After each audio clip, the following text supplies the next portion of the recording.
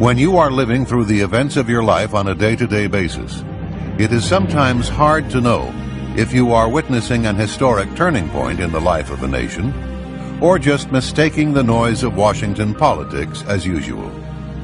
But there can be no doubt that the undercurrents in the era of William Jefferson Clinton are unprecedented. While the U.S. press barked and howled with pitiful irrelevance about Clinton's $200 haircut, he quietly became the first president in the nation's history to fire every U.S. attorney in the country. When he fired William Sessions in July 1993, it was also the first time in American history that a president had summarily dismissed an FBI director. As Americans, we must then ask what the reasons were for these unprecedented moves by a new president. Was it by design? If so, why? There are dozens of other questions that beg an answer as well. Bill Clinton himself may have given us a clue to the answer when he stated, "I believe the measure of a person's values can best be measured by examining the life the person lives." That's what this documentary will attempt to do.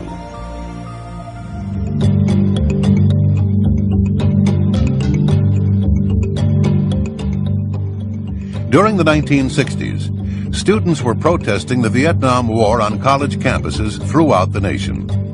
It was no different at the University of Arkansas.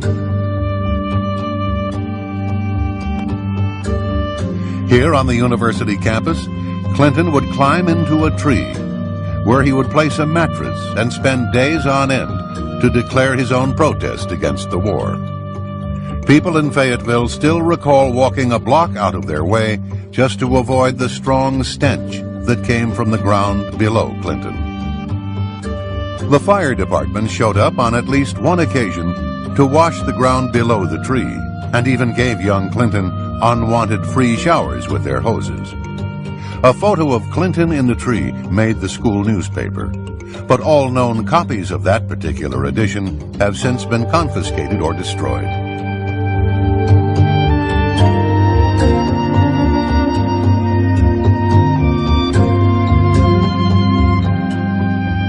Mr. Clinton studied at Oxford in England. Most of his professors there described themselves as Marxist-Leninists or socialists. In early 1969, Clinton was called to London for a physical examination and was classified 1A, which meant Vietnam. Upon his return to Arkansas, Clinton drove to Fayetteville to the home of Colonel Eugene Holmes, commander of the Army ROTC unit at the University of Arkansas, where he begged to join the program. Clinton signed a letter of intent and gave a pledge to enter the university law school. In the fall, he returned to Oxford, where he would help organize demonstrations against the United States outside the American embassy.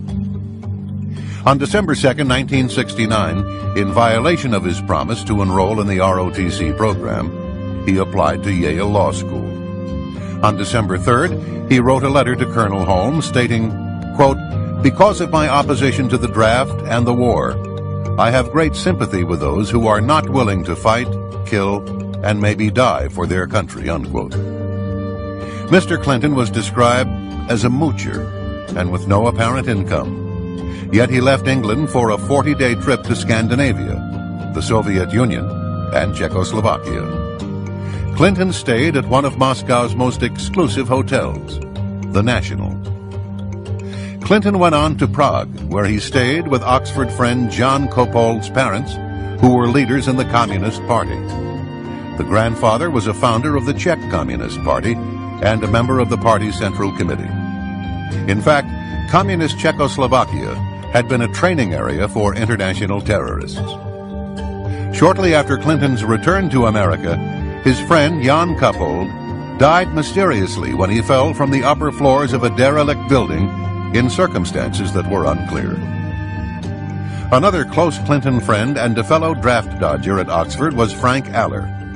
When he returned to Spokane, Washington, he was found shot to death in September 1971. His death was ruled a suicide.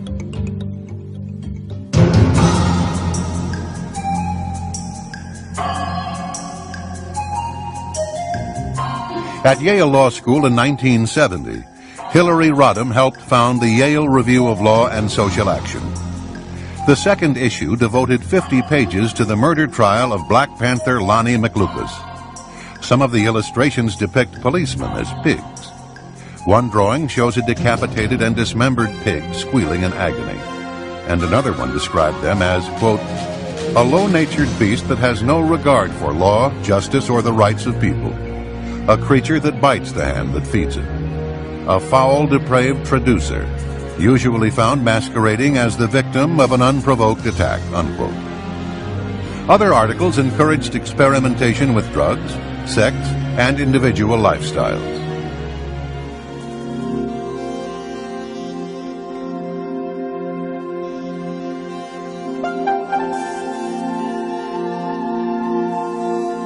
In Bill Clinton's Arkansas, some 2 million people remained among the poorest in the nation.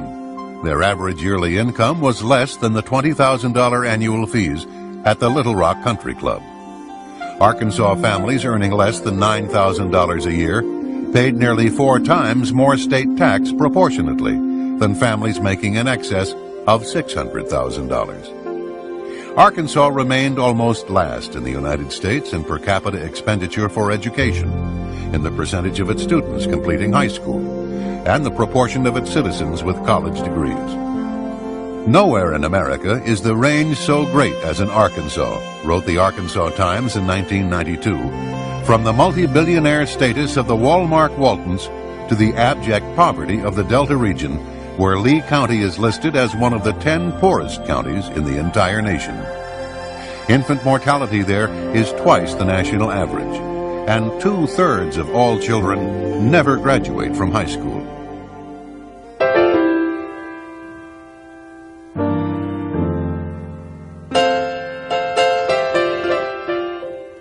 In the aftermath of his 1980 election defeat, Bill Clinton began appearing every Sunday at Emmanuel Baptist Church, which he had never attended so regularly before. He was now seen prominently in the choir, as carefully arranged television cameras carried the service to thousands of viewers throughout the state. A convicted drug dealer and informant named Charlene Wilson testified to a 1990 federal grand jury in Arkansas that she had attended parties in which she watched as Roger Clinton passed cocaine to his brother Bill. On one occasion, Clinton got so high on cocaine that he fell into a garbage can. She also testified that the people would share sex partners, and some of the women included teenage girls. In 1983-84, local narcotics officers videotaped Bill Clinton's brother Roger, saying, quote, "Got to get some for my brother. He's got a nose like a vacuum cleaner," unquote. Throughout the 1980s, the Clintons would enjoy relative impunity from the scrutiny of investigative journalism. The rare independent journalist was soon made an example. Publisher Gene Wurgis tried to expose ballot box stuffing and other corruption through the 1960s and 1970s, and was lucky to survive nearly a dozen attempts on his life. He was indicted 7 times on trumped-up charges, ranging from slander to conspiracy, and was once sentenced to 3 years at hard labor, only to be saved when the main prosecution witness was proven to have lied. In 1978, in Clinton's first run for governor, a retired Air Force lieutenant colonel named Bill Guerin accused Clinton of being a draft dodger by reneging on his 1969 ROTC commitment. Clinton, thinking his letter to Colonel Holmes had long since been destroyed, insisted that the ROTC agreement was canceled shortly after it was made. He said he told Colonel Holmes that he would enter the ROTC program if the commander wanted him to, but he preferred to take his chances with the draft. However, the colonel would tell a different story. In September 1992, Colonel Eugene Holmes, himself a lifelong Democrat, made a final statement on the episode and presented Clinton's letter to the press. He stated that Clinton, quote, "purposely deceived me, using the possibility of joining the ROTC as a ploy, purposely defrauding the military.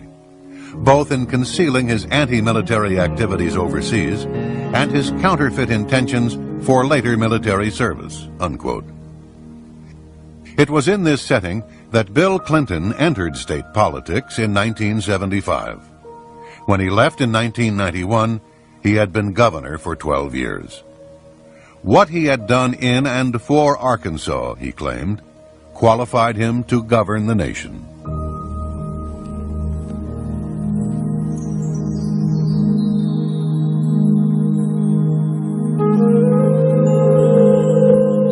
From Clinton's first years as Attorney General, Little Rock had been awash in gossip about his blatant womanizing.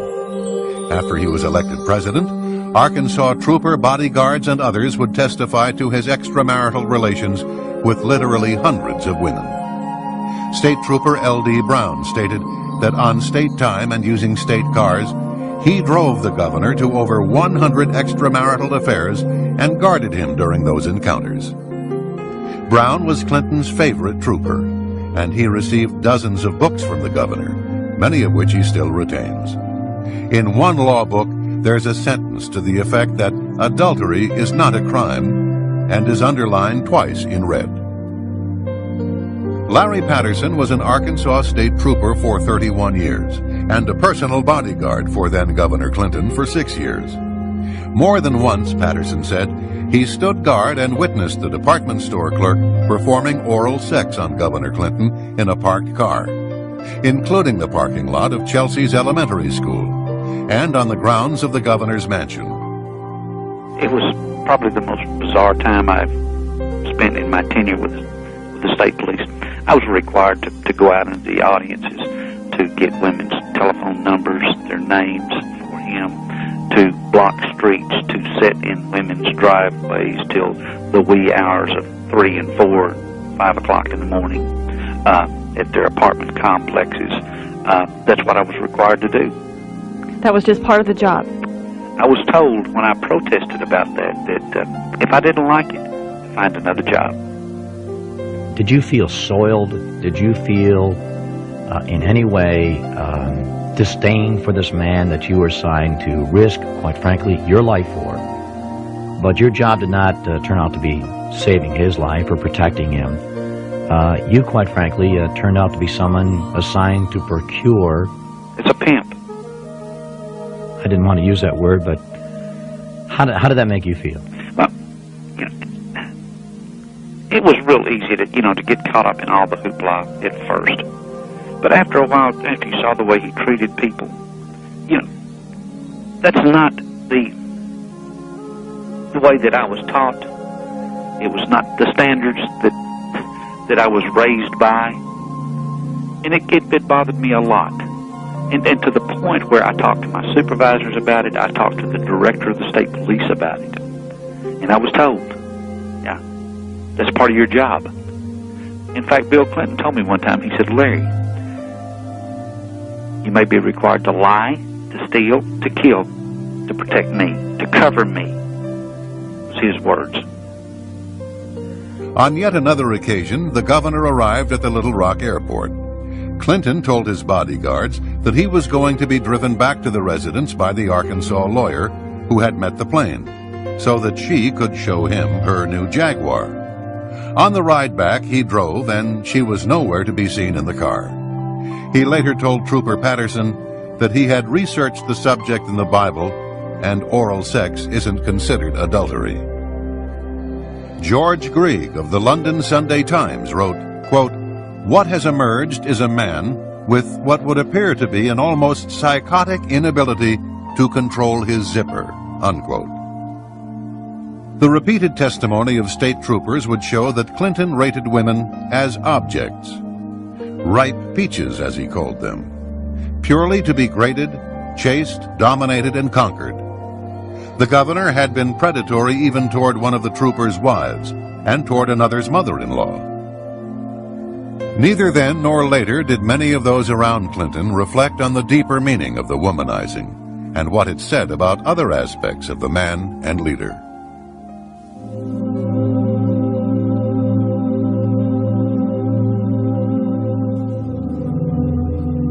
No fewer than 4 Arkansas state troopers, including 2 past presidents of the Arkansas State Troopers Association, have now provided detailed accounts of attempts to silence them because of their knowledge about Clinton's affairs with unmerited career promotions and job offers.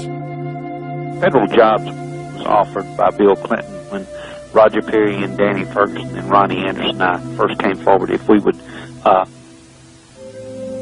keep quiet, not say anything, that we could have U.S. Marshals jobs, that we could have FEMA directors jobs if we would just keep our mouths shut. As Bill Clinton's presidential campaign got underway, some of the troopers were considering coming forward. The commander of Clinton's security detail then threatened Roger Perry and other troopers on behalf of the President of the United States. He said the troopers' reputations would be destroyed and that they themselves would be destroyed. Larry Patterson even received a handwritten note expressing concern about his health. Larry, did you fear Bill Clinton? Personally, no, I did not. After I got to know the man, if it came to a confrontation between a policeman and Bill Clinton would always back down. No, I was not physically afraid of Bill Clinton. I was afraid of his power. Larry, were you afraid of Bill Clinton's friends? You betcha.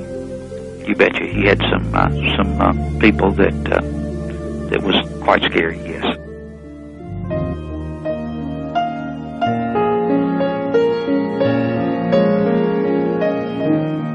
Away from the public spotlight, both Bill and to a greater extent Hillary were contemptuous of policemen, whom they commonly derided as ignorant SOBs, says Trooper Brown. In 1984, Brown accompanied Clinton to a funeral for a state trooper who had been killed by a survivalist in rural DeQueen. Brown and Clinton went into a banquet room where hundreds of mourning policemen from Arkansas, Texas, and Louisiana were eating. According to Brown, Clinton said, quote, "I don't want to go in and eat with those ignorant SOBs. Let's go to another room," unquote. Hillary was openly hostile, calling them pigs. One trooper said that Hillary forbade him to speak when he accompanied her on a trip to Washington because, as she put it, he, quote, "sounded like a hick from Arkansas," unquote.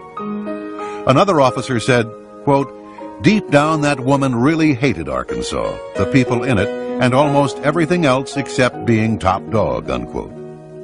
Troopers volunteered to work several days of consecutive 16-hour shifts just to avoid traveling with her.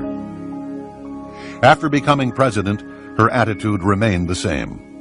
A Secret Service agent was quoted as saying it was obvious that she had a clear dislike for the agents, bordering on hatred, in his opinion. On another occasion, Secret Service agents heard Hillary's daughter Chelsea refer to them as personal trained pigs to some of her friends.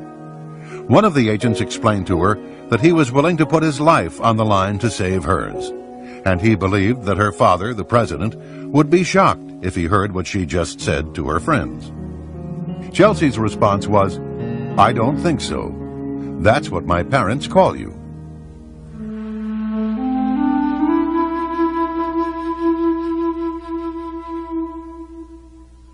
As soon as Clinton was elected governor, he and Hillary formed a partnership with Jim and Susan McDougal in the Whitewater land deal.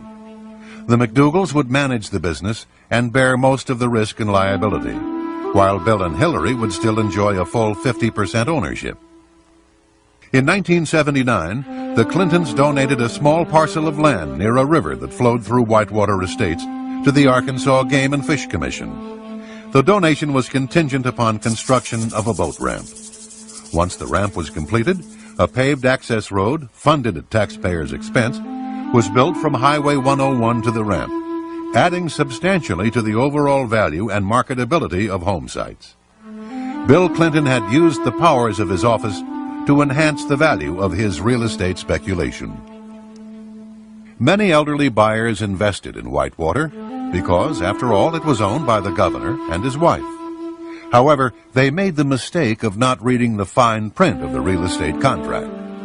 As many of them would find, if they defaulted on their monthly installments for more than 30 days, they would lose all of their equity in the land, regardless of how much they had put down or paid in.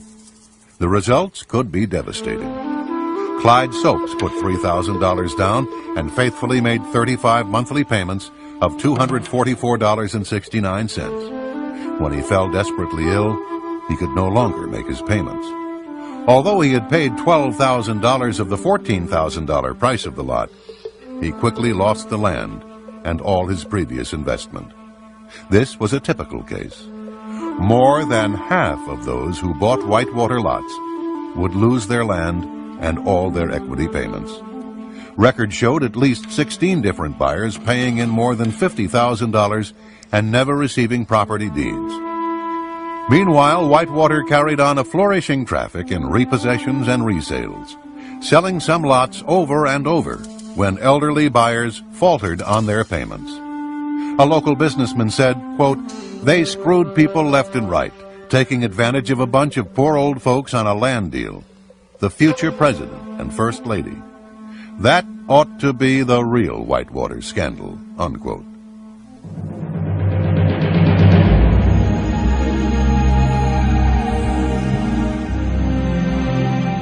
Real estate development was not the Clintons' only good fortune. Less than 2 months after launching Whitewater, Hillary Rodham began trading in the cattle futures market. She was allowed to open her account with a $1,000 deposit, rather than the $12,000 that mercantile exchange rules required. On October 11, 1978, her first transaction netted, within days, a $5,300 gain. Within a week, Hillary had won another $7,800 and $7,200 more only days after that. When she got out of the market in July 1979, her $1,000 investment had mushroomed into $100,000. Her 10,000% return on her investment was more than 5 times the rate of profit made by investors that had bought when she did and sold at the peak of the market during the same period. One commodities analyst said that the odds against such prescience and mastery trading would have been about the same as those of finding the Dead Sea Scrolls on the steps of the State House in Little Rock. In 1995, economists at Auburn and North Florida universities ran a computer statistical model of the First Lady's trades for publication in the Journal of Economics and Statistics. They concluded that the probability of Hillary Rodham's having made her trades legitimately was less than 1 in 250 million. Her broker, Robert Bone, was eventually given a 3-year suspension, one of the most severe sanctions short of criminal prosecution. A 1981 audit showed that Chelsea's nanny, Desi Sanders, was employed at the governor's mansion from the time of Chelsea's birth to the time Clinton left office. The state of Arkansas does not pay for nannies, so Governor Clinton had Desi Sanders listed on the payroll as a security guard. During the decade of the 1980s, the Clintons' income would put them in the top 3% of American families. Despite this, the Clintons would take nearly $200,000 off their taxes in charitable contributions. Yearly totals range from about $1,000 to well over $2,300. $30 for 3 shower curtains, $40 for an old pair of Bill's running shoes, and various amounts for discarded undershorts and shirts. The 1980s would prove to be very profitable for the Clintons. Ironically, during her husband's run for the presidency, Hillary would accuse the 1980s as being the decade of greed.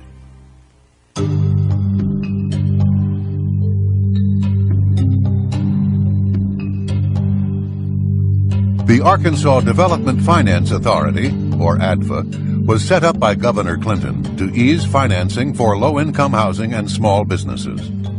The agency's expensive legal work went to favored law firms, its lucrative underwriting to select Wall Street houses and local bond brokers, almost all of them backing Bill Clinton. There was virtually no legislative oversight or public accountability. Governor Clinton himself appointed the ADFA board and personally approved every bond issue and major transaction from 1985 through 1992.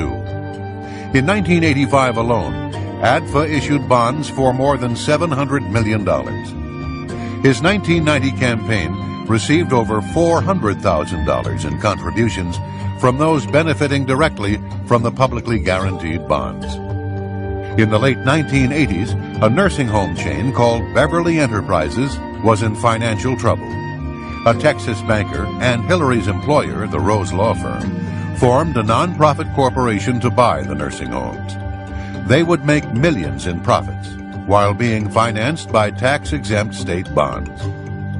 In September 1989, they were about to carry off a deal in Arkansas for the purchase of 32 nursing homes with $83 million in state bonds.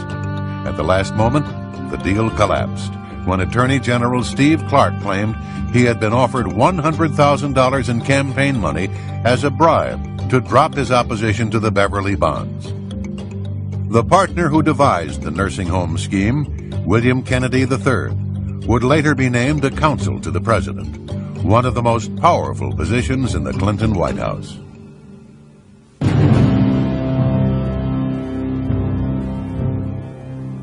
Dan Lassiter was an Arkansas bond dealer and a close friend, as well as a major contributor to then Governor Clinton.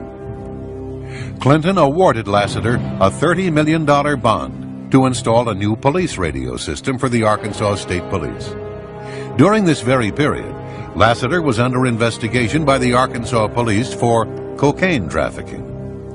Intelligence reports show that the Drug Enforcement Agency had opened a file on Lassiter in 1983.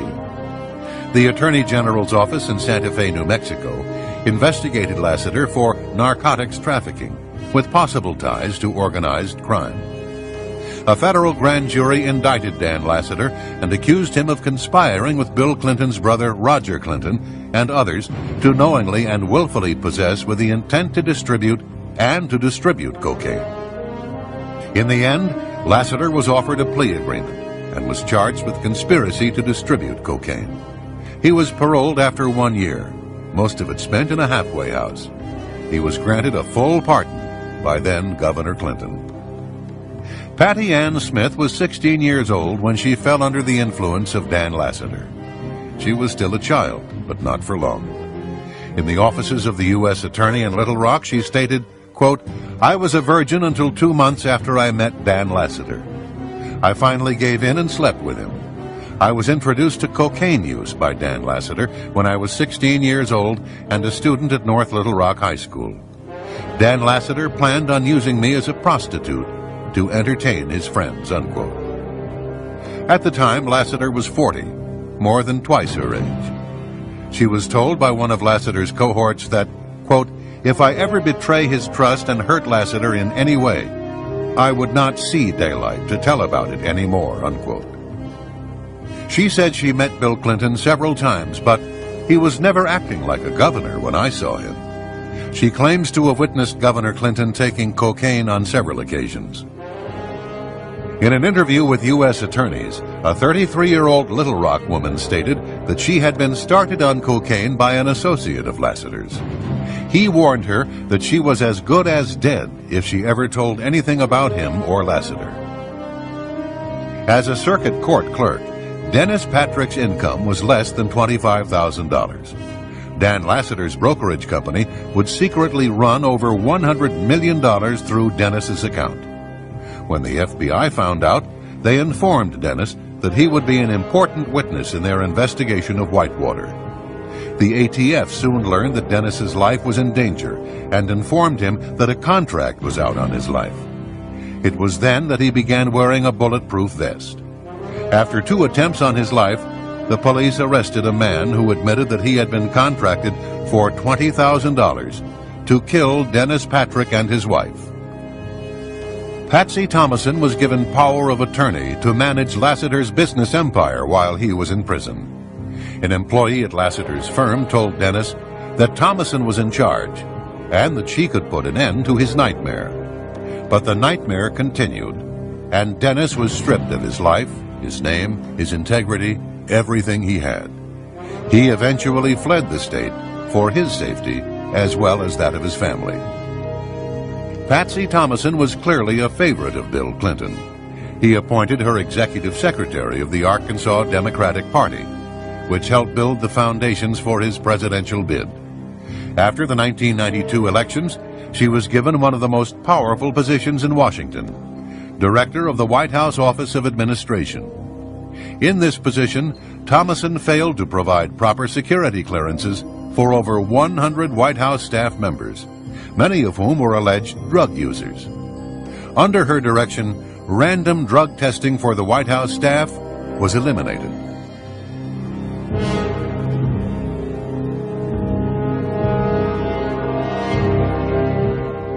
Poultry tycoon Don Tyson heavily financed Bill Clinton's election campaigns throughout his career. In return, he received millions of dollars in state tax breaks, as well as favorable treatment in the form of relaxed environmental regulations. Under Clinton, the chicken industry effectively made its own rules in Arkansas. Hillary's amazing $100,000 profit from an initial $1,000 investment was made possible through the influence of Tyson Foods counselor James Blair. After this incident, the relationship between the Clintons and Tyson Foods president Don Tyson came under examination. The resulting revelations were shocking indeed, as evidenced by the following documents from the U.S. Drug Enforcement Agency, which linked Don Tyson to drug trafficking. One file cited an informant who said Tyson was involved in drug traffic and stolen property. Another stated that Tyson's company aircraft was being utilized to smuggle drugs from Florida to Springdale, Arkansas. A memorandum on July 19, 1988, is centered on Don Tyson's illegal use and distribution of cocaine. It calls for a combined investigation team of FBI, DEA, IRS, and the state police.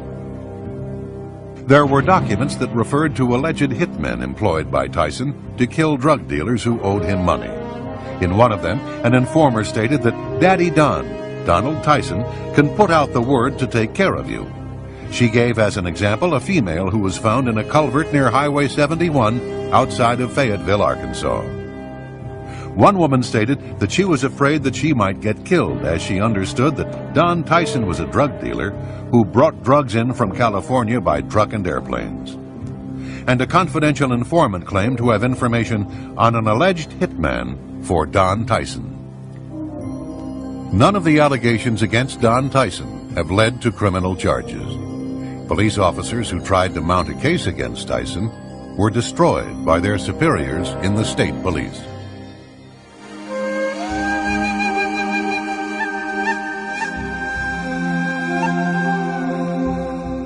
Mena, Arkansas is tucked away in the remote Ouachita Mountains of western Arkansas. It became the site of one of the most enduring conspiracy theories of the late 20th century. The core allegation is that the airport was used to transport weapons to the Nicaraguan Contras, with collusion and cover-up implicating Governor Bill Clinton. It was a multi-billion-dollar gun-running, drug smuggling, and money laundering operation. Barry Steele was a legend in the cocaine trade. His drug runs were flown in from Latin America, loads averaging 300 pounds of cocaine and worth at least tens of millions of dollars, and parachuted onto remote sites in Arkansas. By the sheer magnitude of the drugs and money its flights generated, tiny Mena, Arkansas became, in the 1980s, one of the world centers of the narcotics trade, and the base of what many believed was the single largest cocaine smuggling operation in U.S. history. Larry Douglas Brown was Bill Clinton's favorite among the troopers assigned as his personal bodyguards.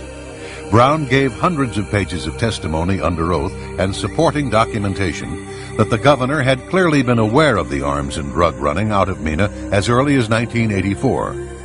The state trooper watched in despair while the governor did nothing about it.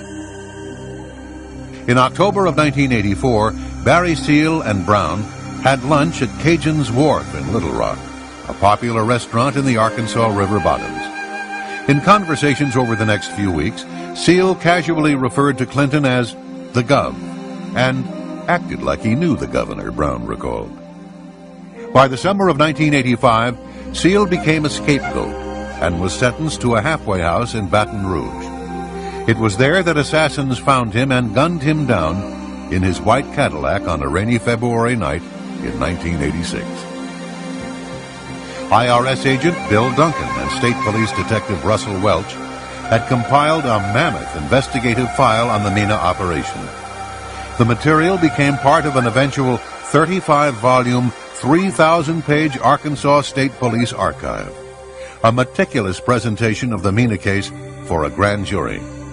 However, the cases were effectively suppressed.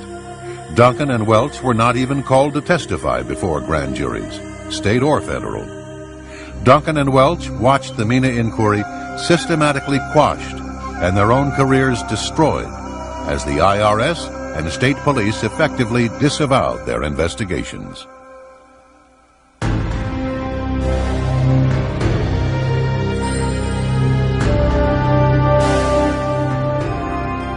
On the night of August 23, 1987, just outside the little town of Alexander, Arkansas, Kevin Ives, 17, and Don Henry, 16, witnessed a cocaine drop, which was part of the drug smuggling operation in Mena, Arkansas. The boys were captured and their hands were tied behind their backs. They were kicked and beaten and finally executed. One of the boys was stabbed to death. The bodies were wrapped in a tarpaulin and placed across the railway tracks to be mangled by the next train.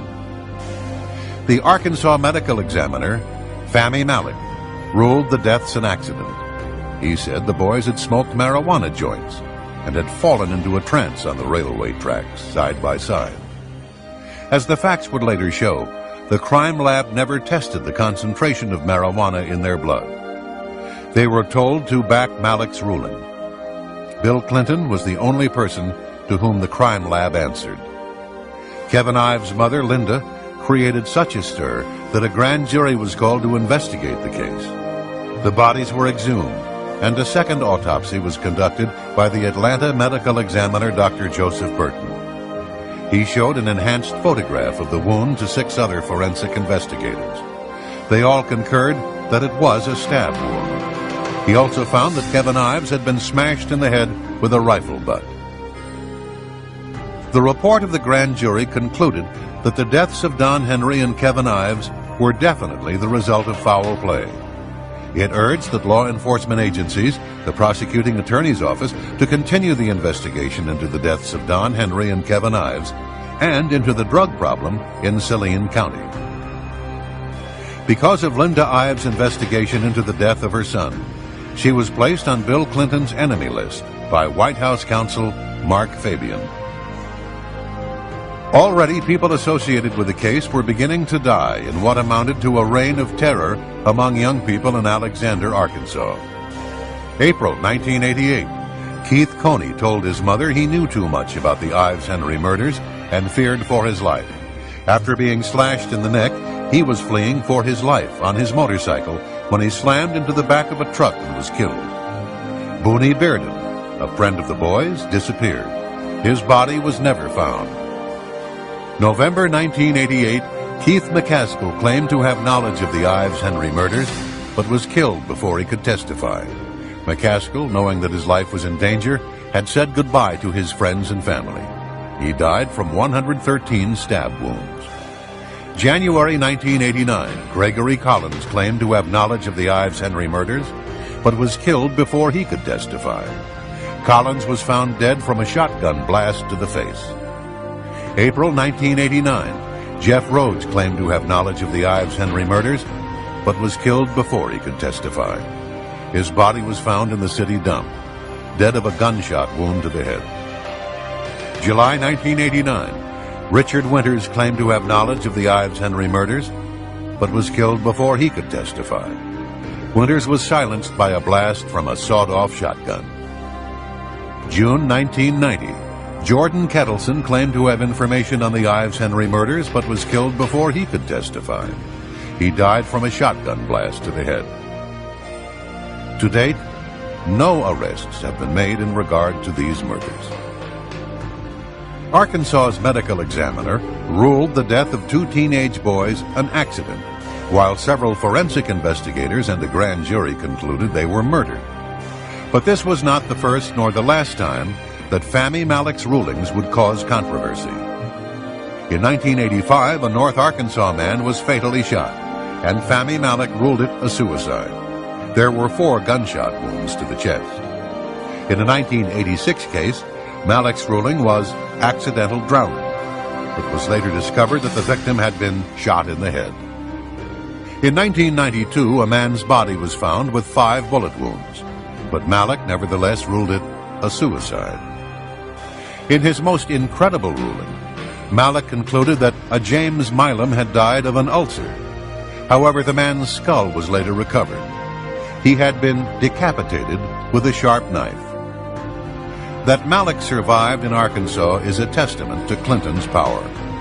Just before Clinton announced his intentions to run for president, Malek was moved to another state job.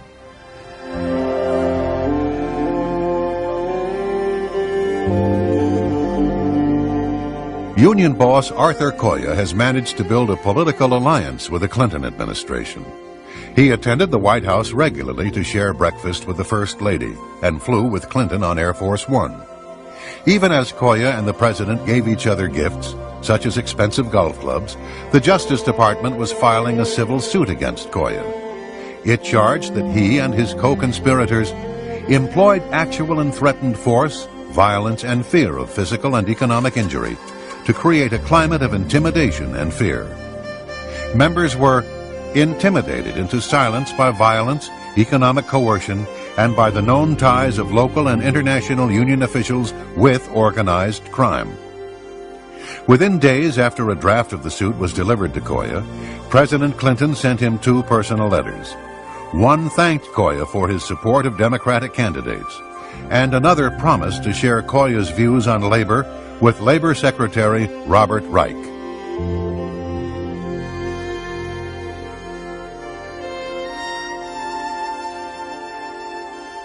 Mr. Free, over 65 people have invoked the Fifth Amendment or fled the country in the course of the committee's investigation. Have you ever experienced so many unavailable witnesses in any matter in which you've prosecuted or in which you've been involved? Actually, I have. You have? Give me a rundown on that real quickly.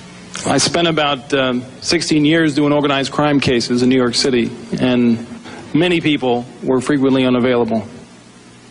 So was that the only time you experienced something like that? Went on for quite a while. So the only time that you experienced anything like this was when you were investigating an organized crime syndicate?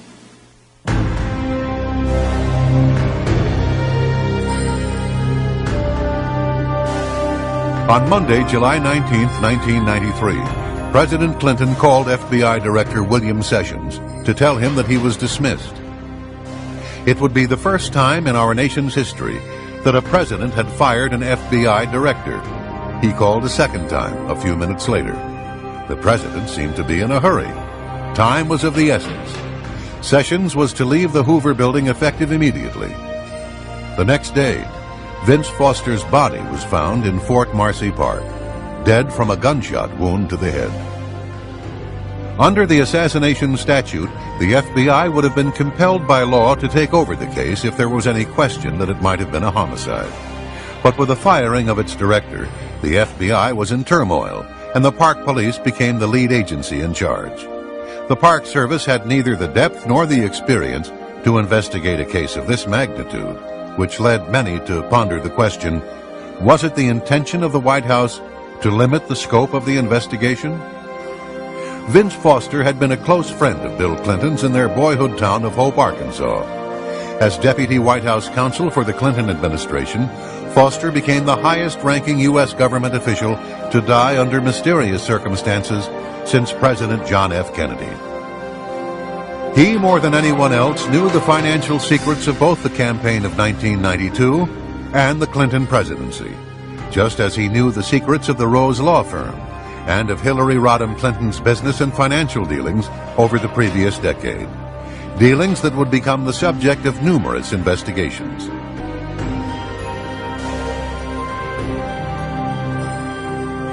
On July 22nd, Foster's briefcase was searched twice by Bernard Nussbaum in the presence of Justice Department officials and the U.S. Park Police.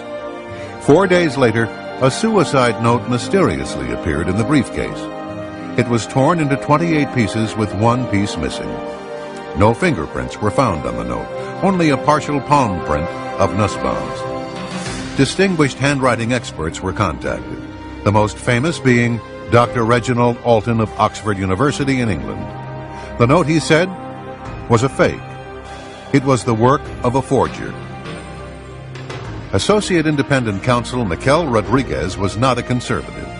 Indeed, when he arrived from California with his ponytail, his earring, and his leather jacket, there were some that said Kenneth Starr had gone too far in his efforts to recruit liberal Democrats and ethnic minorities to his team.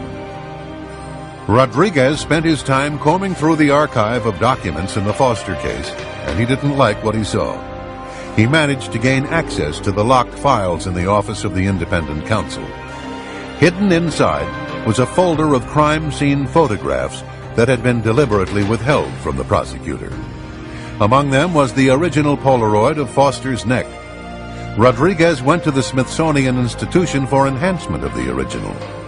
The blow-up photo revealed a dime-sized wound on the right side of Foster's neck, suggesting a gunshot fired at point-blank range into the flesh. The medical examiner at the scene was Dr. Hout. After examining Foster's body, he made reference to a wound on Foster's neck on page 2 of his report. This finding was in agreement with 2 of the rescue workers who testified before the Whitewater grand jury that they too saw a gunshot wound on Foster's neck. Incredibly, in the official autopsy report on Vincent Foster, a gunshot wound to the head is listed, but the wound on the neck is completely left out.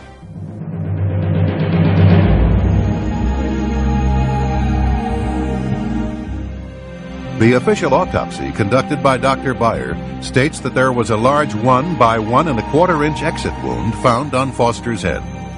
Both Fisk and Starr in their final reports similarly maintain that there was an exit wound on Foster's head. However, this is in direct conflict with those who examined the body at the scene. A .38 special will take the back of your head off, blood and brain matter everywhere, yet no skull fragments or brain matter were found by the FBI or Park Police. 2 days after Vincent Foster's body was discovered in Fort Marcy Park, an FBI memo was sent to then-acting Director Floyd Clark. It says in part, quote, "Preliminary results of the autopsy include the finding that a .38 caliber revolver, constructed from 2 different weapons, was fired into the victim's mouth with no exit wound," unquote. This was in agreement with Detective John Rollo, who examined Foster's body at the scene. He agreed that there was no exit wound, and in fact stated that he thought the bullet might still be lodged in Foster's head. Paramedics Corey Ashford and Roger Harrison put the body in a bag for transport to the morgue, yet neither of them saw an exit wound or any blood, either on the body or on the ground beneath the body. This was in agreement with Dr. Hout, who examined the body at the scene and wrote in his report that the wound was mouth to neck. Paramedic Todd Hall was one of the first to arrive. He testified before the grand jury that he saw 2 men running away from the scene into the woods. Paramedic Richard Arthur, who had attended to 25 to 30 gunshot deaths in his 9 years as a rescue worker, believed it was a homicide. "I've just never seen a body lying so perfectly straight," he said. His colleague, Corey Ashford, also had coded the death as a homicide. For 4 months, Rodriguez probed the case. He called witnesses before a grand jury and soon discovered serious indications of a cover-up. By the early spring of 1995, he was starting to probe a hypothesis that the crime scene at Fort Marcy Park had been staged, that the gun had most likely been planted in Foster's hand, and that a crucial photograph of Foster's neck and head had been falsified. He turned to his boss, Kenneth Starr, for support. Nothing was done to resolve the matter. In March 1995, Rodriguez resigned. The only serious investigation ever conducted into the death of Vincent Foster came to an abrupt end.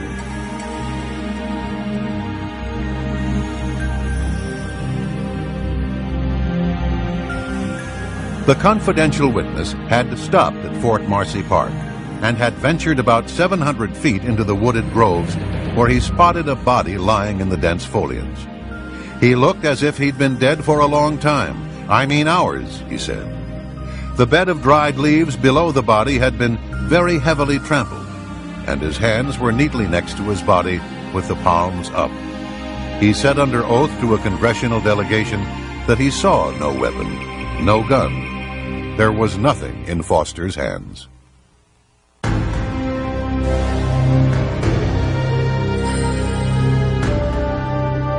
A Park Police Polaroid shows a .38 Colt revolver hooked on Foster's thumb. It was made from parts of at least two separate weapons, and it had two different serial numbers.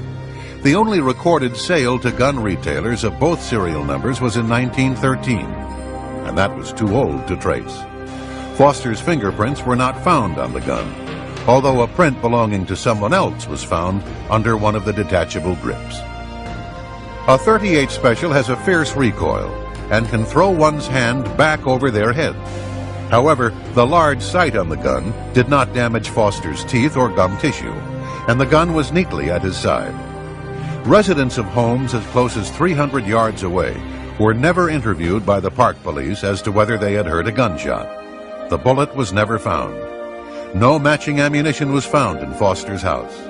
Also, note the heavy foliage around the body, which is inconsistent with the dirt pathway in front of the second cannon where the police claim the body was found. Foster would have had to walk 700 feet into the park, yet the FBI lab tests found no coherent soil on Foster's shoes. Investigators doing simulation walks found an abundance of soil on their shoes. Two homicide detectives who performed their own 2-month investigation into the Foster case concluded that the crime scene had likely been staged, with the gun placed in Foster's hand to make it look like a suicide. This report, funded by the Western Journalism Center in California, was prepared by Vincent Scalise and Fred Santucci, both veteran homicide experts from the New York City Police Department.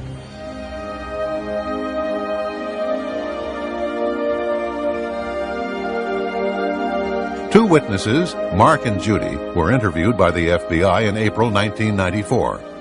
They drove a white Nissan into the parking lot at Fort Marcy Park. Judy said she saw a man sitting in Vince Foster's Honda. Mark said that a man with long blonde hair had been standing by the open hood of Foster's car. Blonde hairs were later found on Foster's undershirt, his trousers, belt, socks, and shoes. But the FBI never tried to identify these hairs.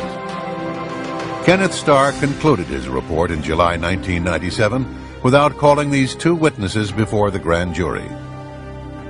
Another witness, Patrick Knowlton, stopped by Fort Marcy Park to relieve himself. He saw a car and Foster's suit jacket folded over the driver's seat. But it was not Foster's car. He also saw a threatening Hispanic man on watch in the parking lot of Fort Marcy Park. After telling the FBI what he saw, Mr. Knowlton was asked not to mention what he saw to the press. Mr. Knowlton agreed. 17 months later, he discovered through an investigative reporter his statements to the FBI had been changed. Knowlton's description of the unoccupied car in the lot was twisted, so it could have been Vince Foster's, even though his real statement rules out any possibility of the car being Foster's. The time he was at the park is expanded.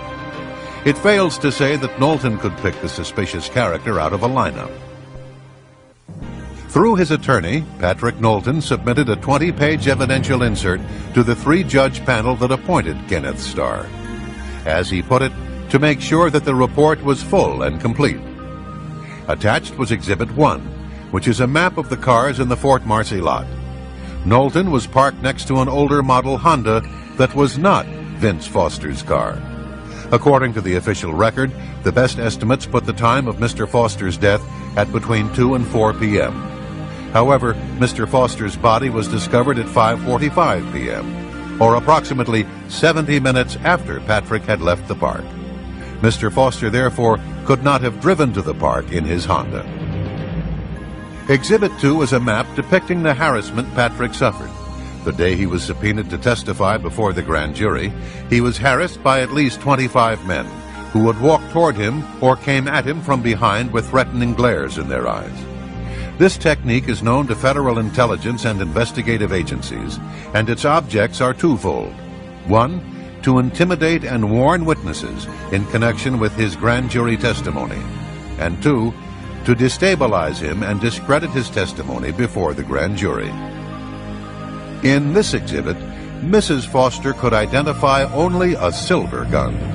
So FBI agents apparently showed Lisa Foster a silver gun, told her it was found in Mr. Foster's hand, and falsely reported that she identified the black gun found in Mr. Foster's hand as belonging to Mr. Foster. And yet another exhibit shows that the FBI concealed the gunshot wound in Mr. Foster's neck by concealing the contents of the medical examiner's report, which states that there was a gunshot wound in Mr. Foster's neck, falsely reporting that the 35mm photographs were underexposed, concealing that Polaroid photographs vanished, and concealing that autopsy x-rays had in fact been taken. That in the U.S. Park Police report, Dr. Beyer discussed the existence of x-rays. That the technician who installed the x-ray machine said that it was in good working condition. But the Fisk report stated that the x-ray machine was inoperable at the time of Foster's autopsy, and as a result, no x-rays were taken.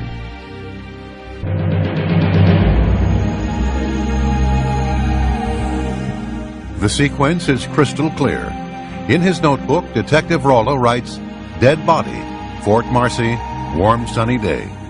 His handwritten notes also indicate that he called the Secret Service at the White House at 6:45 p.m. 20 minutes later at 7:05 p.m., Secret Service logs show that Patsy Thomason checked into the offices of administration where Vince Foster's office was. Foster had kept important documents on Whitewater and other matters in his safe, and a short time later, a group from the Technical Security Division was logged in with her. They were experts in locks and safes.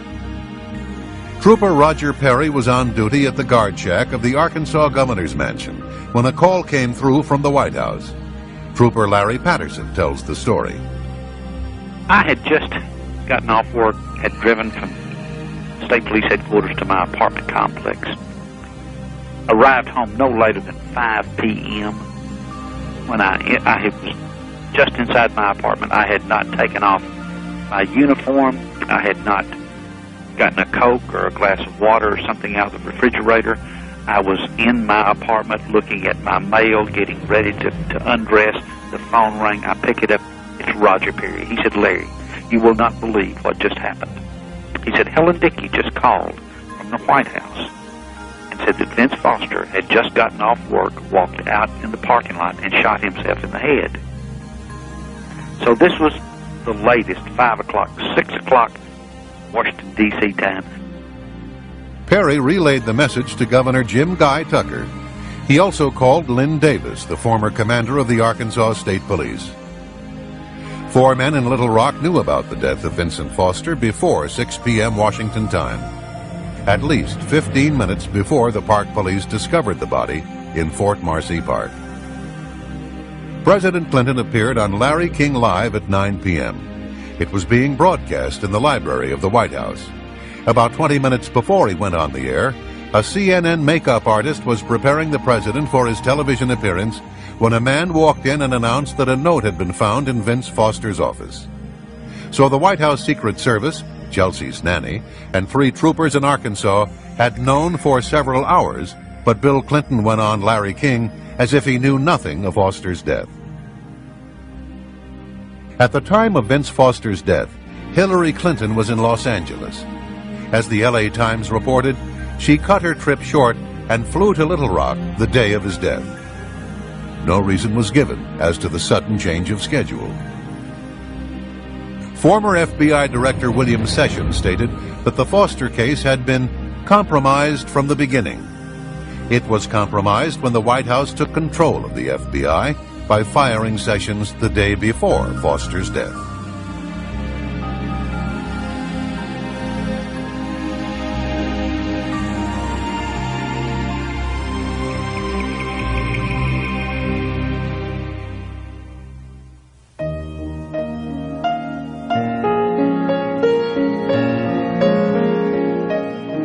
Gerald Parks was a Little Rock private investigator who became deeply enmeshed in the Clinton political machine. He later became head of security for the Clinton-Gore National Campaign headquarters in Little Rock. Later, during the early stages of the presidential campaign, Parks claimed to have made at least 2 trips to the airport near Mena, Arkansas. He said that Vince Foster had paid him $1,000 cash for each trip. He would pick up a trunk load of money from the Mena airport and deliver the money to Vince in the Kmart parking lot. Jerry's wife, Jane, was the manager of an apartment complex where Bill Clinton's brother Roger was living. Many times the governor would appear and indulge in marijuana and cocaine with his brother.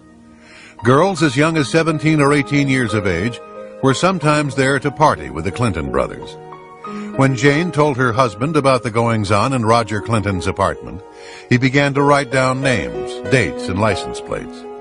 He snapped photos from another balcony. Over a period of time, Parks had collected a thick dossier on the comings and goings of Bill Clinton. Jane Parks revealed that her husband had carried out sensitive assignments for the Clinton circle for almost a decade, and the person who gave him his instructions was Vince Foster. Foster had called the Parks home more than 100 times, identifying himself with the code name the Congressman. By the late 1980s, Vince trusted Parks enough to ask him to perform discreet surveillance on the governor. He needed it for Hillary, because she wanted to gauge exactly how vulnerable her husband would be to charges of philandering if he decided to launch a bid for the presidency. Jane claims that about a week before his death, Vince Foster telephoned her husband. Hillary was worried that there might be something in the files that could cause damage to Bill or herself.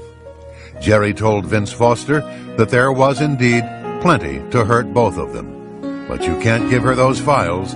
That was the agreement. A few days later, Foster again called the Parks residence. He was calling from a payphone. He said he was going to meet Hillary at the flat, and he was going to give her the files.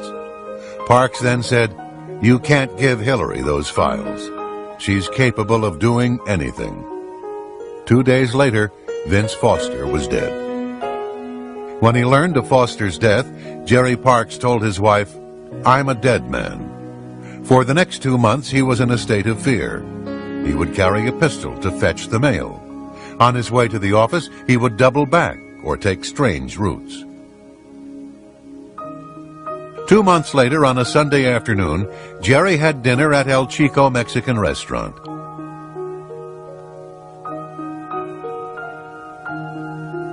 On the way back, a car pulled up beside him and shot and killed him with a 9mm handgun at point-blank range.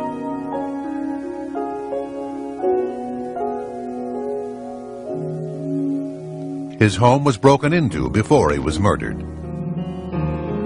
The only thing taken from his home was the files he had on Clinton's activities.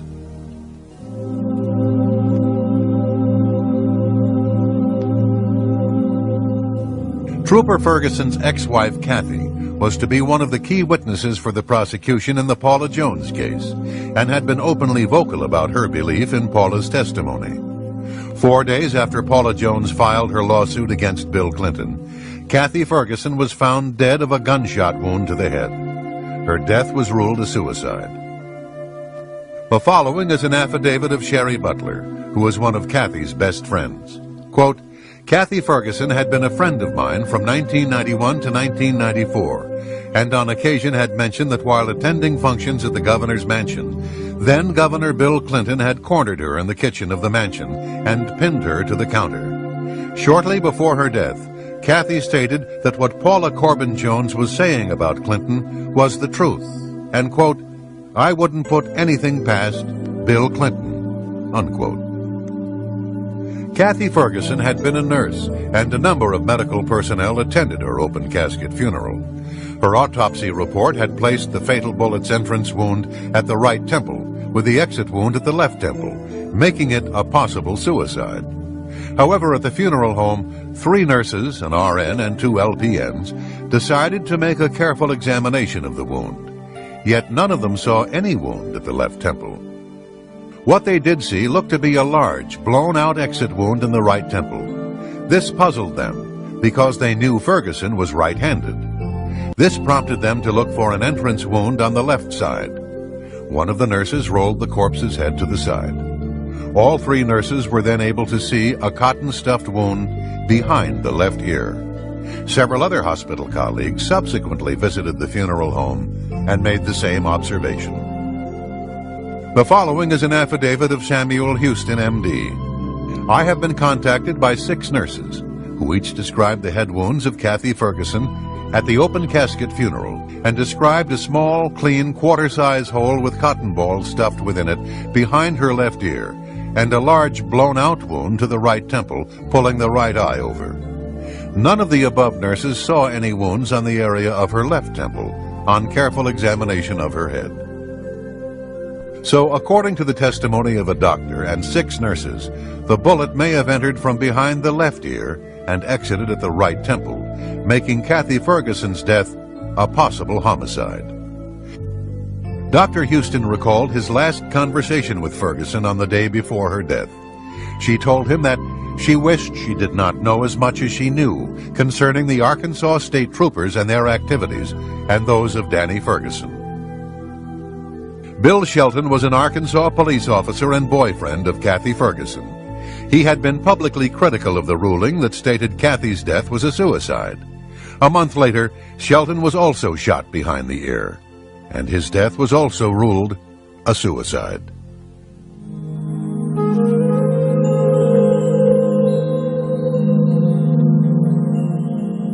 In November 1993, Kathleen Willey was leaving the Oval Office from a private meeting with President Clinton when she ran into her friend, Linda Tripp. Willey told Tripp that Clinton kissed her and fondled her. Tripp described Willey as disheveled. Her face was red, her lipstick was off, and she was flustered. Kathleen's husband, Ed Willey, was manager of the Clinton Presidential Finance Committee. He was found shot to death a few hours after his wife's incident with Clinton. The death was ruled a suicide.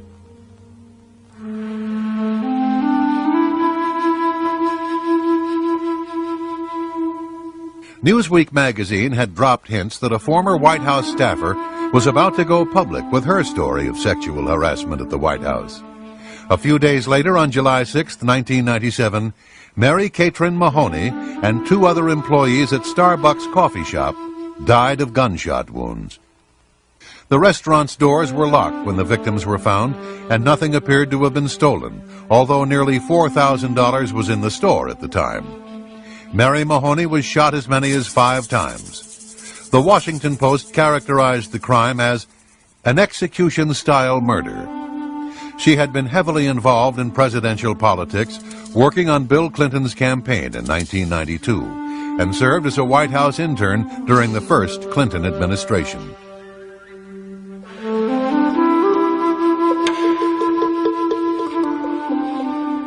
November 1997.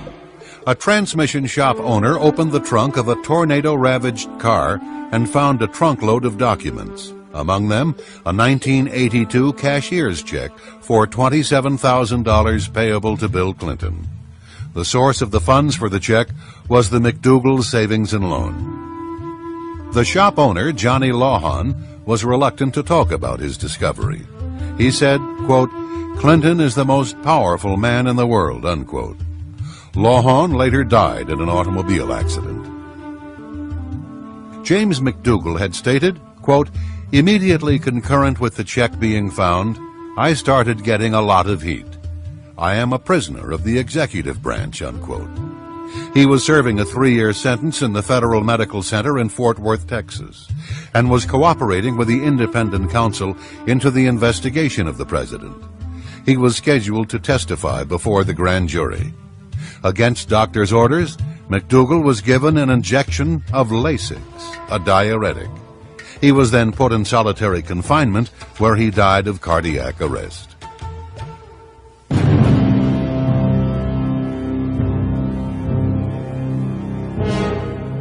Ron Brown was the target of a major probe headed by independent counsel Daniel Pearson. There were allegations that Brown had received a bribe from a Vietnamese businessman. He was also being investigated for numerous scandals by the FBI, the FDIC, a Congressional Oversight Committee, the Energy Department, the Senate Judiciary Committee, and even his own Commerce Department Inspector General. Brown's business partner, Nolanda Hill, would later testify in March 1998 that White House officials wanted him to cover up a scheme involving the sale of U.S. trade mission slots to executives in exchange for contributions for the upcoming Clinton-Gore presidential campaign and the Democratic Party. She said, "Ron expressed to me his displeasure that the purpose of the commerce trade missions had been and were being perverted at the direction of the White House." On April 3, 1996, an Air Force Boeing 737 carrying Commerce Secretary Ron Brown and 34 others on a trade mission to the Balkans crashed into a hillside near Croatia's Dubrovnik Airport. Air Force procedure called for a two-step investigation. However, for the first time in memory, the Air Force canceled the first step, which called for a safety investigation of a crash on friendly soil. An autopsy on Brown's body would typically have been part of this investigation. They instead went directly to the second and final step, consisting mostly of legal proceedings that would mirror the sentiments of the Pentagon and White House officials, who implied the crash was nothing more than an accident. The Croatian wire service reported that the flight data recorder and cockpit voice recorder had been recovered. Later, the Pentagon disputed this, saying that no voice recorder was on board. But Hillary Clinton flew on the very same aircraft 2 weeks prior, making it unlikely that a voice recorder would not have been on board. The Air Force concluded that Brown's plane was 10 degrees or almost 2 miles off course. Maintenance Chief Nico Jersic was in charge of the ground beacons and was scheduled to be grilled by the U.S. Air Force Accident Investigation Team. However, he was found shot to death 3 days following the crash. His death was ruled a suicide. Over 3 hours after the crash, the first search party arrived on the scene and miraculously found a survivor. Air Force Tech Sergeant Shelley Kelly was found alive and would have helped officials with their investigation into the crash. But she died of a broken neck on the way to a nearby hospital. Lieutenant Steve Cogswell, a forensic pathologist who investigated the crash, contends there is evidence that Ron Brown might have been murdered. He said, quote, "Essentially, Brown had a 45/100-inch inwardly beveling circular hole in the top of his head, which is essentially the description of a .45 caliber gunshot wound. This man needs an autopsy. This whole thing stinks," unquote.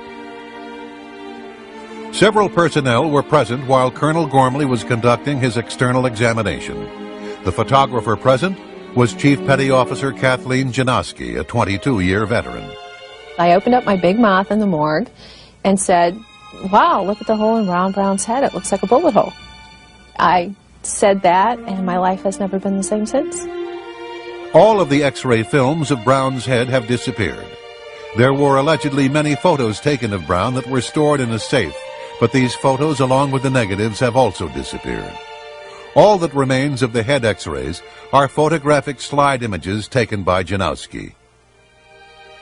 Dr. Cyril Wecht has nearly 40 years of experience, has conducted some 13,000 autopsies, and is considered one of the nation's most prominent forensic pathologists. He is also prominent in Democratic Party politics.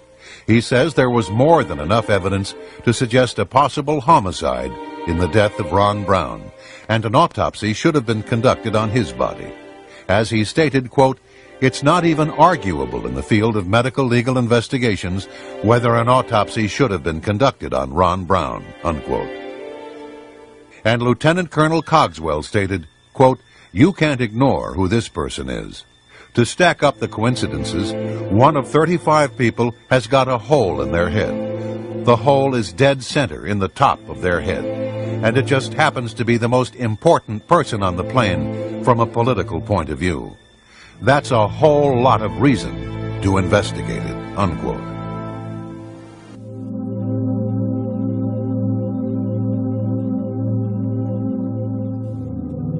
In late 1993, the White House Office of Personal Security, headed by Craig Livingstone, illegally obtained from the FBI the confidential background files on more than 900 Bush administration officials and other perceived enemies of President Clinton. At the request of Hillary Clinton, the files were to be uploaded onto White House computers so that sensitive information could be shared with the Democratic National Committee.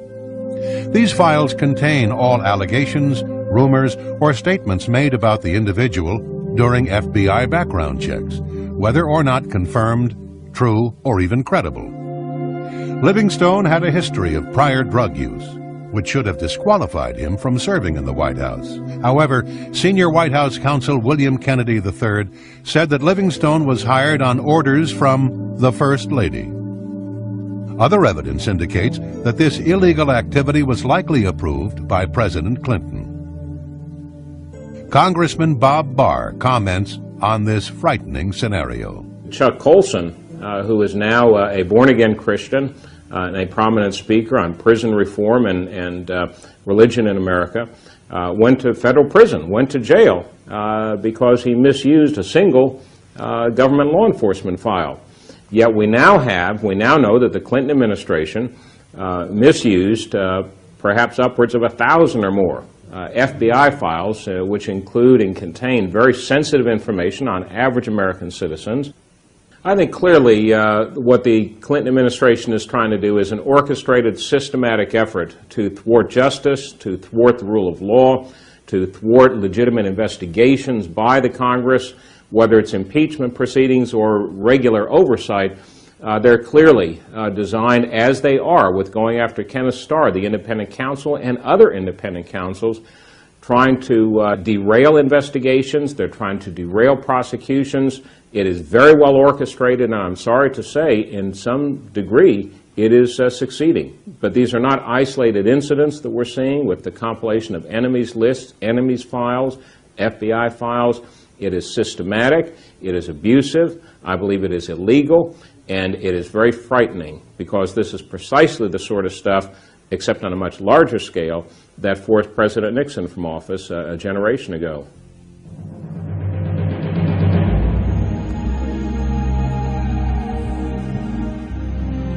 Who was the biggest contributor to the Clinton-Gore ticket in 1992?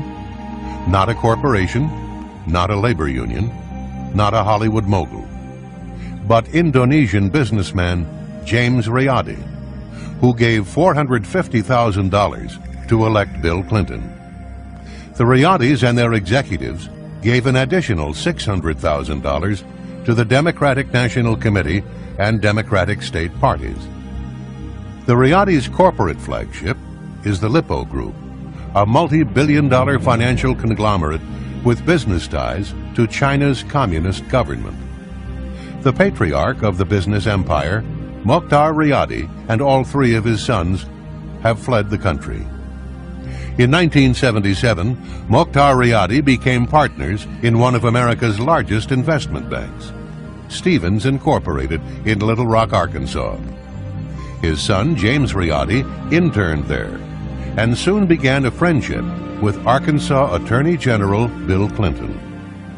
Thus began a friendship that has lasted 20 years and has spread a web of intrigue, financial corruption, and foreign influence into American government. In return for their generosity, the Riyadis and their friends were given unparalleled access to the White House. On the afternoon of April 19, 1993, 80 members of the Branch Davidian religious cult were holed up in their compound outside Waco, Texas. On that same day, James Riyadi, John Huang, and other Chinese officials were visiting President Clinton in the Oval Office. The television in the corner showed CNN's live coverage of the burning compound as 17 American children were dying in a burning inferno. But the president took time out to give his visitors a tour of the White House. In their book, Year of the Rat, Edward Timberlake and William Triplett have connected the dots between the Clinton White House and the Communist Chinese. Some examples are as follows. The Riyadi family, with connections to Communist China's KGB, became the largest contributor to the Clinton-Gore campaign in 1992. Communist agents and representatives of Chinese organized crime were granted extraordinary access to the White House. They had targeted Bill Clinton 15 years earlier when he was an obscure politician in Arkansas. America's defense and foreign policy have been twisted to benefit Clinton and Gore foreign backers, including the Chinese military. Nearly 100 witnesses have either fled the country or taken the Fifth Amendment. William C. Triplett II is the former chief counsel to the Senate Foreign Relations Committee. He has 30 years of experience working on China and national security. We asked him about the Riadi family. They tried to come into the United States in the late 70s in Georgia. That didn't work out. Ultimately, they ended up in Little Rock.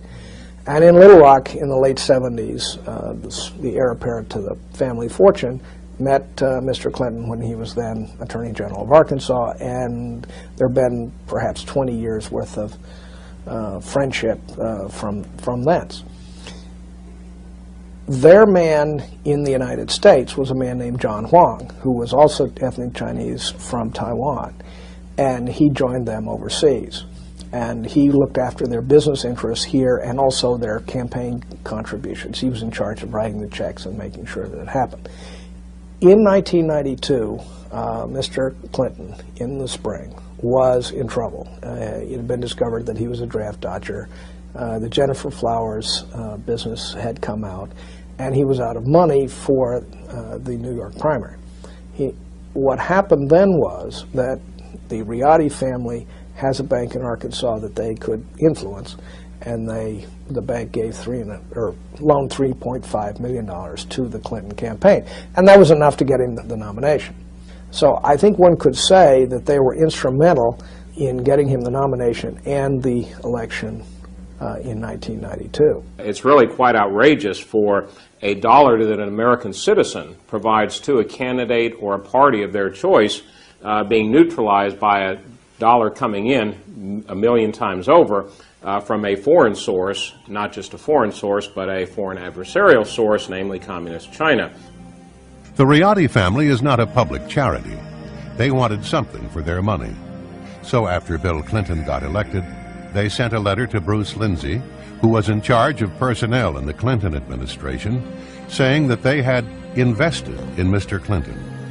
What they wanted was for their man, John Huang, to be moved into the American government, and they succeeded. In January 1994, Huang, who had been the area manager for Riadi's bank in Little Rock, received a top-secret security clearance for his new job at the Commerce Department. According to phone records, Huang made over 400 calls to various parts of the Riadi and Lipo Empire. 170 calls were to Hong Kong, Indonesia, and Red China. CIA agents have testified that they gave Huang 37 classified one-on-one briefings in his office at Commerce. They estimate that he could have seen as many as 550 pieces of American intelligence. Huang later went to work for the Democratic National Committee, where he would have normally lost his security clearance. But much pressure was put on Assistant Commerce Secretary Charles Meissner, and Huang was able to keep his security clearance. Charles Meissner later died in the same plane crash that killed Ron Brown. One official said, "A lot of secrets died with Chuck Meissner."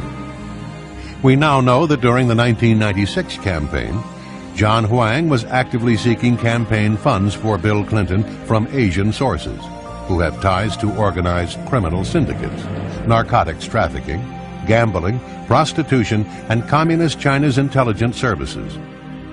During this same period, he had access to highly classified information. Lieutenant Colonel Liu Chaoying is the daughter of General Liu Huiqing, China's premier PLA officer and an old revolutionary communist soldier. She also studied Marxism-Leninism at the Chinese People's University in Beijing, a major training center for the future Communist Party officials. Colonel Liu is a communist. She is a high-tech spy. She was an official of 2 red Chinese companies that deal in arms trafficking.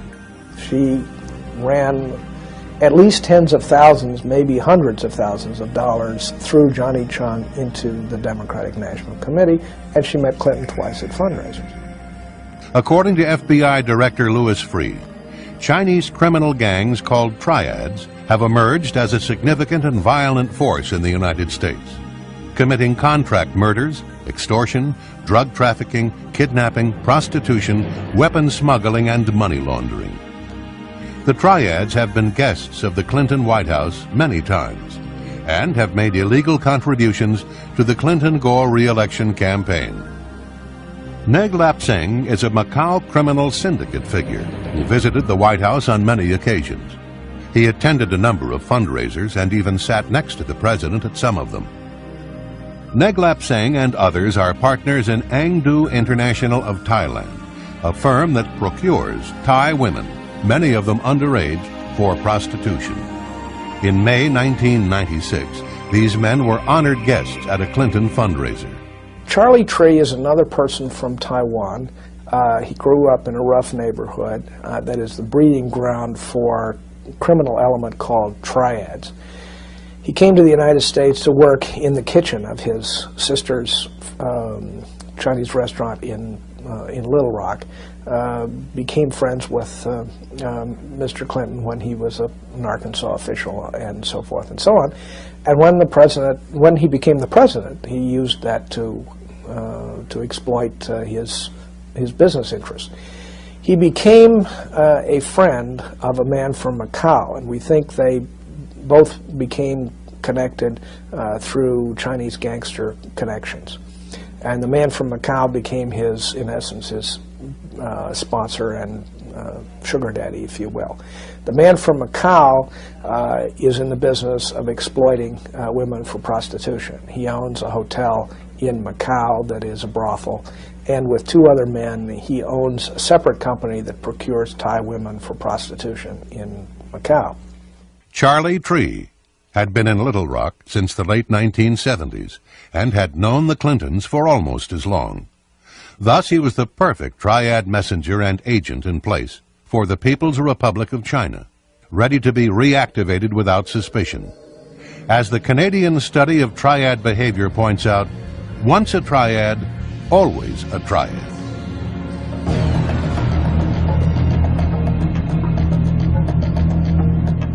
For the past 50 years, the United States has guaranteed Taiwan's independence against Communist China's threat of forcible reunification. In March 1996, Taiwan, or the Republic of China, was preparing for a national ritual that the People's Republic of China despises.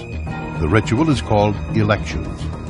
When Taiwan's elections proceeded on schedule, the People's Liberation Army launched several of its intermediate-range ballistic missiles by firing them into the Pacific just off the north and south ends of the island. Clinton then sent battle groups from the 7th Fleet, including its two largest aircraft carriers, the Independence and the Nimitz, into the Taiwan Straits. This time, Clinton did the right thing. After this incident, two things happened. First, a top Chinese official in Beijing intimated to the U.S. Embassy that an attack against Los Angeles would be in the prospects if the United States interfered in Communist China's campaign of intimidation against Taiwan. But the Red Chinese government also tried a second channel. They sent Charlie Tree carrying a letter and a bag of money. On the morning of March 21, 1996, Tree dropped off several $100,000 to the President and the First Lady's favorite charity, the Presidential Legal Defense Trust. On the same day, Tree also delivered to the White House a letter about the situation in Taiwan. Excerpts from the letter are as follows. Once the hard parties of the Chinese military inclined to grasp U.S. involvement as foreign intervention, is U.S. ready to face such challenge? It is highly possible for China to launch real war. I hope the President will carefully consider these issues and make the decisions that are beneficial to the U.S., China, and Taiwan altogether. President Clinton's reply letter read, "The redeployment of the Independence and the Nimitz was intended as a signal to both Taiwan and the PRC that the United States was concerned about maintaining stability in the Taiwan Strait region. It was not intended as a threat to the PRC." This letter was a complete sellout of Taiwan. Clinton, in effect, was saying that his administration would no longer be prepared to deter Beijing from any menacing actions it may take toward Taiwan. Bill Clinton had caved in the face of pressure from Beijing, by a letter that was not delivered through public or diplomatic channels, but by a man whose previous experience was a member of a notorious triad gang, a fry cook from a Chinese restaurant in Little Rock, who was under indictment for violating election laws.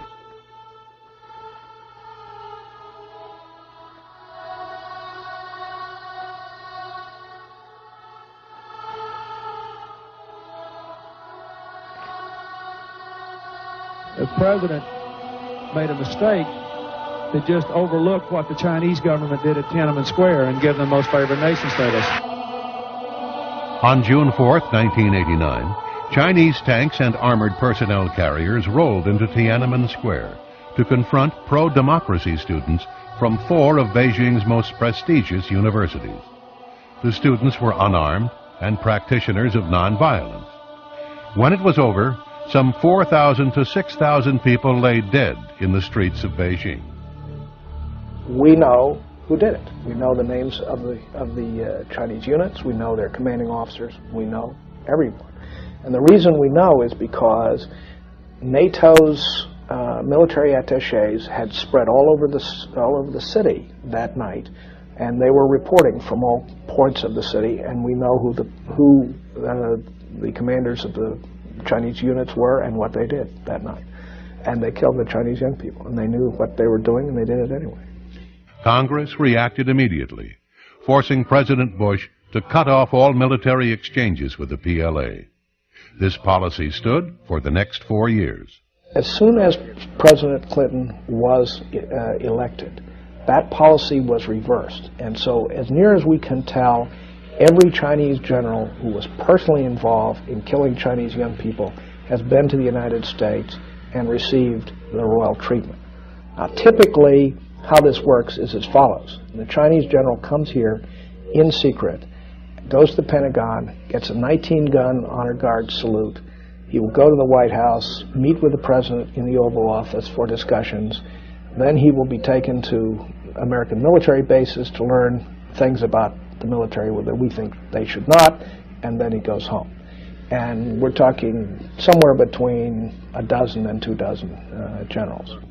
The Clinton administration has shown senior PLA officers our most modern military facilities, shown PLA a Marine amphibious landing exercise, shown them around our latest guided missile cruiser, given the PLA Chief of Staff a tour of our military command center in the Pacific, escorted the PLA Chief of Staff around an American nuclear attack submarine. General Hsu was in tactical control the night of the massacre, and he is the one who gave the order to the troops, mount up and move out. He is the man who, in fact, was the closest we could point to ordering the massacre of the young people. On the day of the Tiananmen massacre, General Hsu shoulders more responsibility for the deaths of his countrymen than any other Chinese officer. Under his orders, children as young as 3 years of age died from PLA gunfire. Upon his arrival at the Pentagon, General Hsu received a 19-gun salute. Defense Secretary Perry told General Hsu that his visit had great symbolic significance. Perry pledged to brief the PLA on U.S. strategy and plans for the years ahead. The American taxpayers paid $13,200 for General Hsu and his party to have a 4-day visit to Hawaii.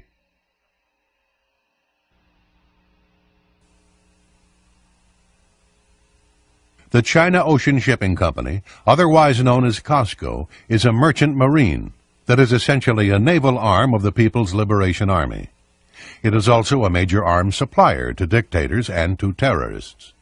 In 1996, a COSCO ship called the Empress Phoenix sailed into the port of Oakland, California, carrying 2,000 automatic weapons that were destined for Los Angeles street gangs. The chairman of one of the 2 Chinese arms companies implicated in this scheme later had coffee at the White House.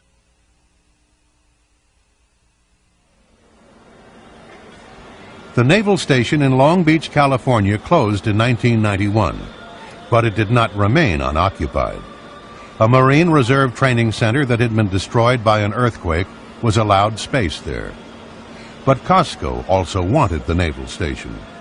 So in November 1996, the White House placed a series of phone calls to Long Beach officials. The Clinton administration made it clear that leasing the port to Costco was their preference.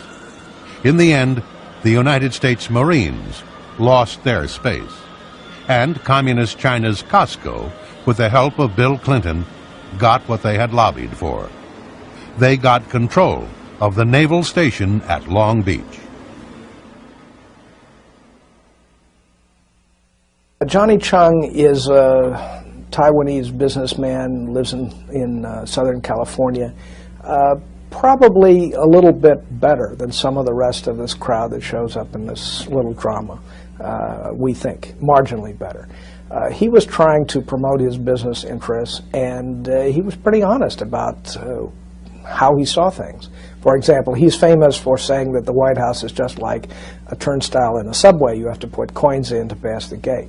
And he put a lot of coins in, something in the order of several hundred thousands of dollars. In fact, he dropped a $50,000 check on the First Lady's chief of staff one time when he was visiting. Depending on what records you used, he went in and out of the White House 50 to 60 times, something like that. And the question then is, where did the money come from that he was donating to the Democratic National Committee? And we believe that a lot of the money he was donating came from Chinese military intelligence sources. Johnny Chung went to Hillary Clinton with a number of requests for Chinese officials.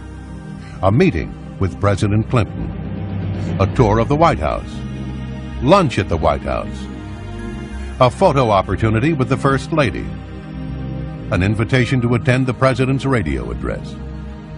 Every request was granted, and on March 11, 1995, Johnny Chung, with his communist Chinese friends, attended President Clinton's weekly radio address. It all fell into place after Chung handed a check for $50,000 made out to the DNC, the Democratic National Committee, to Hillary's chief of staff, Maggie Williams, following a March 9th photo opportunity with the First Lady.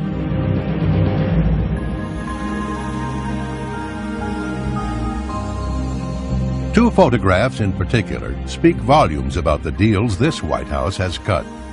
The first shows President Clinton and the First Lady with Macau criminal syndicate figure Neglep Seng.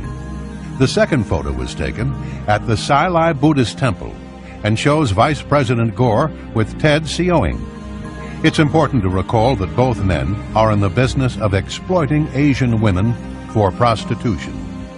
Many of these women are underage and are sold into slavery by their poverty-stricken families. Often they are encouraged to develop narcotic habits in order to keep them dependent. Who would have guessed that Bill Clinton and Al Gore would literally sit down to dinner with these men in exchange for millions of dollars in illegal donations, much of the money coming from their prostitution rings? The evidence clearly establishes that important technology, missile technology, computer technology, and probably in the near future, nuclear technology, has been and will be made available to the government of Communist China. This will have, I believe, and already has begun to have very serious, devastating consequences for us and perhaps some of our allies. For example, the Communist Chinese Long March rocket, which never marched very long because it kept blowing up. Their decoupling systems were inadequate. Their guidance systems were inadequate. So they did not pose as serious a threat as they otherwise would to the United States of America. Now, as a result of decisions by the Clinton administration to relax export controls and based on actions by certain U.S. companies who put the almighty dollar ahead of our national security and the national security of this country and our citizens, Communist China now has been able to remedy the problems with their long-range rockets, those that would be targeted at the United States or that are used to launch satellites into orbit, They now have been able to solve the decoupling problems and the guidance problems, so they pose, one, a direct danger to this country because we have enhanced the capability of the Communist Chinese government to launch successfully missiles at the United States and to place into orbit spy satellites. Moreover, that technology is now, we already know, finding its way to third countries that are adversarial to us as well, such as Iran. Thirdly, from a commercial standpoint, by virtue of our enhancing the ability of the Communist Chinese to develop more successful and reliable launch vehicles, we're undercutting our own aerospace industry. So we're hurting ourselves not only from a national security standpoint, but from a commercial standpoint as well. This poses a direct threat to the national security of the United States of America and our allies.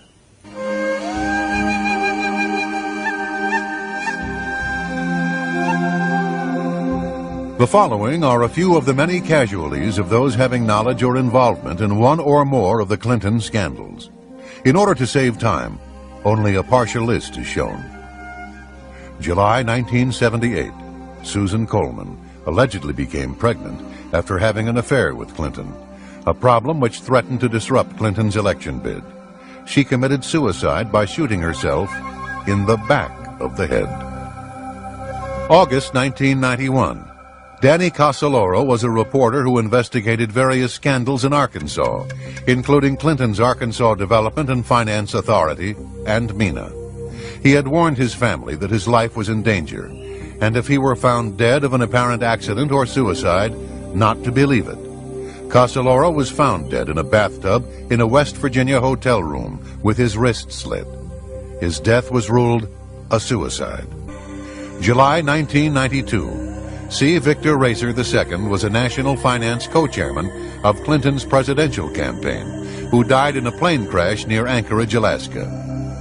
With his inside knowledge of the Clinton administration, he allegedly had become disillusioned by what he had seen and thus became a potential liability. His son Montgomery also died in the same crash. Herschel Friday was a member of Victor Racer's campaign finance committee. Although he was a top-notch pilot, he died a year and a half later when his plane crashed and exploded as it approached the runway. His death was ruled an accident. September 1992, Paul Tully, Democratic National Committee political director, was a friend and trusted advisor of Clinton's. He was found dead due to unknown causes in his hotel room. December 1992, Paula Gober was a speech interpreter and had traveled with Clinton extensively from 1978 until her death. She died in a car accident.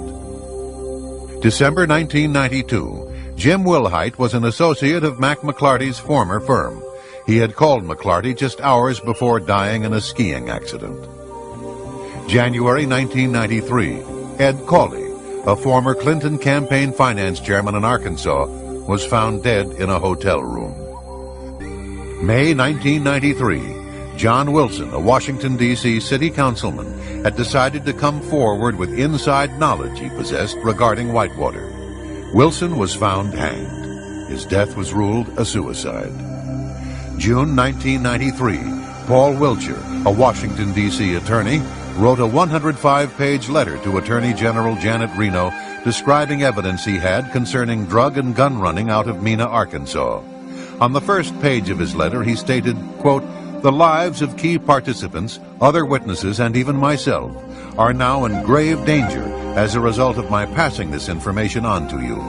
If you let this information fall into the hands of the wrong persons, some or all of those who know the truth could well be silenced in the very near future," unquote. Wiltshire was found dead in his apartment. The coroner did not rule on the cause of death. August 1993, John Walker was a senior investigator for the Resolution Trust Corporation. He was looking for information concerning a $50 million transfer from an RTC fund in Chicago to Madison Guarantee Savings and Loan to cover up a $47 million embezzlement scheme that included Whitewater and the Clintons. Walker mysteriously fell to his death from an apartment balcony. His death was ruled a suicide. September 1993, Dr. Stanley Hurd was a longtime friend and family physician of the Clintons and was chairman of Hillary's Health Reform Committee. He was killed in a plane crash only a few days after Stephen Dixon, the attorney for the Health Reform Committee, had been killed in the crash of his own light plane. March 1994, Dr. Donald Rogers, the Clintons' dentist, was traveling to meet London Sunday Telegraph reporter Ambrose Evans Pritchard with information on the Clinton scandals. Rogers and his pilot were killed when their twin-engine Cessna crashed in clear weather near Lawton, Oklahoma. Their deaths were ruled an accident.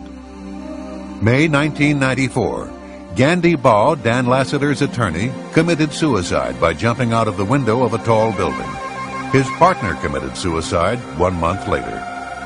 June 1994, Stanley Huggins was a partner in a Memphis law firm who investigated the dealings of Madison Guarantee Savings and Loan. He produced a 300-page report that has never been made public. Huggins was found dead, reportedly of viral pneumonia. July 1994, Calvin Walraven was a 24-year-old police informant. He testified for the prosecution against Kevin Elders, son of Surgeon General Jocelyn Elders, which resulted in the conviction of Mr. Elders for drug trafficking. A few days later, after the trial, Mr. Walraven was found with a gunshot wound to the head. His death was ruled a suicide. October 1994, Florence Martin was an accountant who allegedly had documents as well as the PIN number to an account that had been set up in the name of Barry Seal for $1.46 million at the Fuji Bank in the Cayman Islands. Martin was found dead of 3 gunshot wounds to the head. November 1996, Barbara Wise was a Commerce Department staffer. She was found dead in her locked office at the Department of Commerce, partially nude and covered with bruises.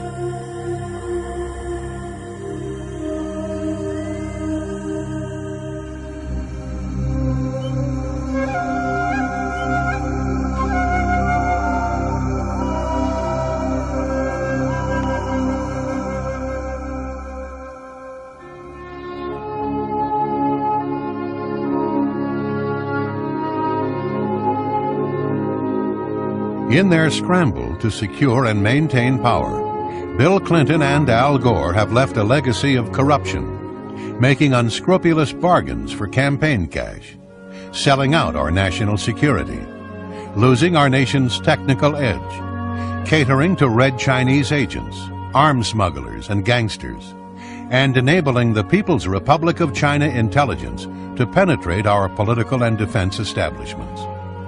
The damage they have done is deep, but there is perhaps a treatment for this cancer that has befallen this nation.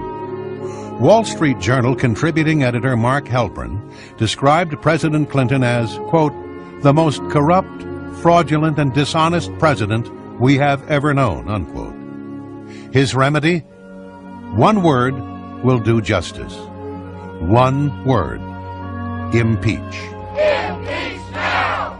Impeach now! Impeach now! I did not have sexual relations with that woman. Impeach now! Impeach now!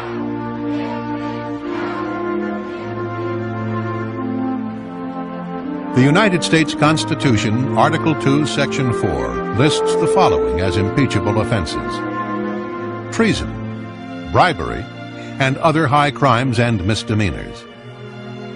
Therefore, on December 19, 1998, the United States House of Representatives voted on articles of impeachment against William Jefferson Clinton.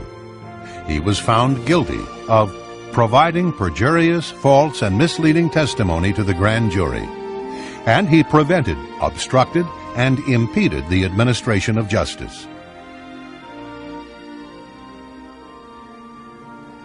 Secretary, by direction of the House of Representatives and pursuant to House Resolution 614, I hereby deliver these articles of impeachment. Would you hold this? Hear ye, hear ye, hear ye.